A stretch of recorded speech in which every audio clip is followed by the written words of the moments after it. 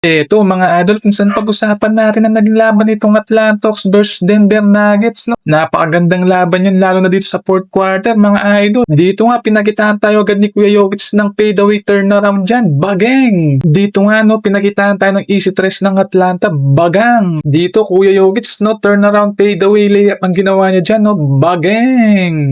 Dito naman sa Atlanta, pinakitaan tayo ng step back fadeaway dyan. Grabe naman yan. Dito, pagbawi mula sa Denver Nuggets kung saan easy tres lang sana, bagong. Dito, naglambot si Porzingis, so patay. Atay, turnover mula sa Atlanta. Kaya dito, pinakitaan tayo ni Kuya Jokic ng front away. Grabing front away yan para kay Jokic. Ito nga sa filtro ni Kuya Jokic kung saan nagalit siya, no?